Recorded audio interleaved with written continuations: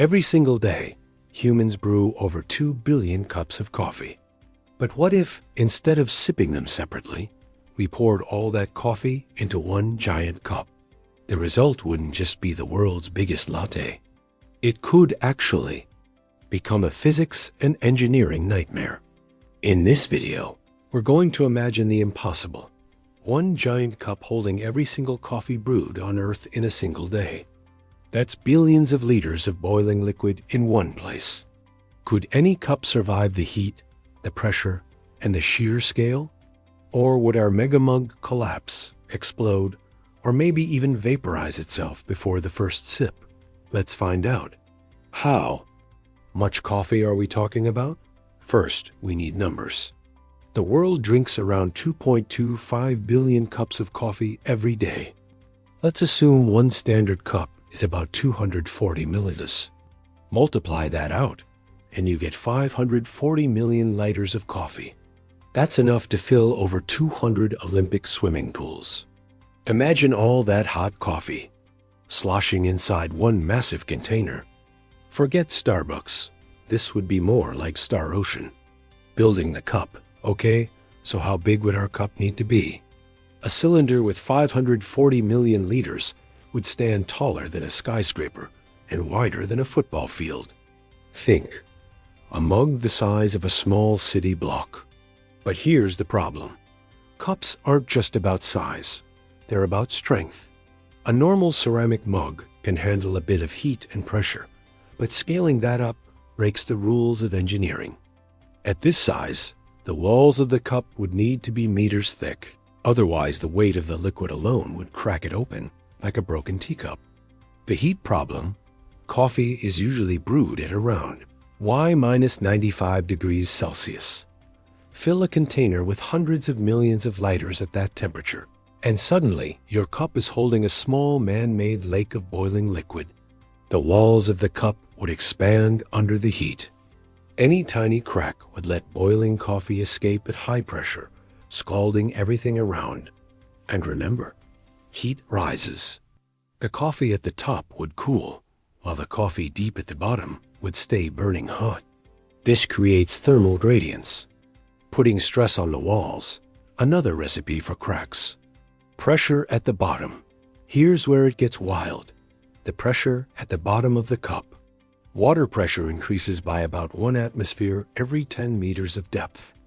Our coffee cup lake could be over 50 meters deep. That means the bottom of the mug would feel a pressure 5 times greater than normal air pressure, plus the heat. Any material that isn't insanely strong would just buckle. Your favorite ceramic mug? Gone. Stainless steel? Warped. Even concrete would struggle. Could any cup survive? So what material could actually hold this mega cup? You'd need something like reinforced steel, carbon composites, or even aerospace-grade alloys. Basically, you're building a nuclear reactor containment vessel, but shaped like a coffee mug. And even then, you'd have to deal with the constant sloshing of the liquid. Every little wave in billions of liters adds up to destructive forces that can shear walls apart. In engineering, this is called sloshing dynamics, the same thing that can destabilize giant oil tankers. In our coffee cup, one splash could be like a tidal wave slamming into steel. But the real challenge isn't just making a cup that won't crack. The challenge is, what happens to the coffee itself once it's all together?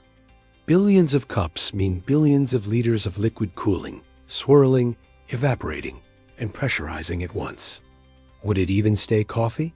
Or would it turn into something much stranger? Let's say we build this mega cup and fill it up. The top layer of coffee would be exposed to the air, cooling rapidly. Steam would rise in massive clouds like fog rolling off a hot spring. The deeper layers, though, would stay hot for days, maybe even weeks.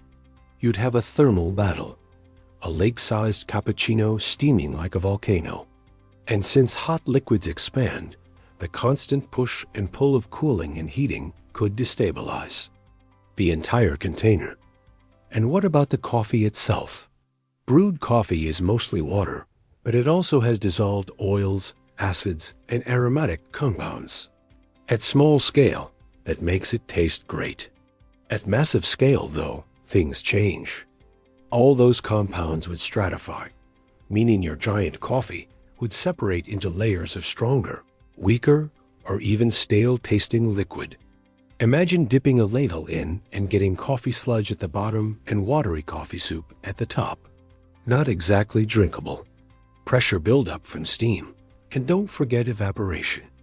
Billions of liters of near-boiling coffee would produce massive amounts of steam.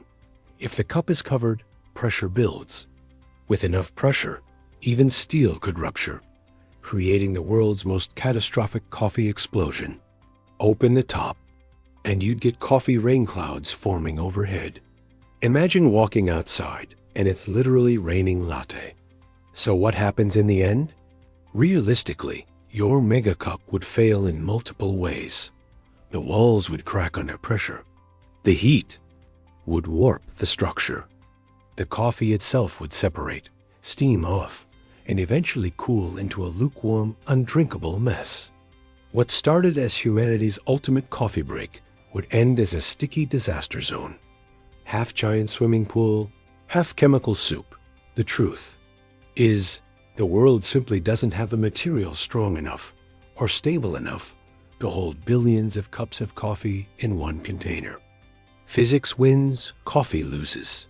So if you combined every coffee brewed in a single day into one cup, you'd need a mug the size of a city block, built stronger than a nuclear reactor, capable of withstanding crushing pressure, searing heat, and endless sloshing.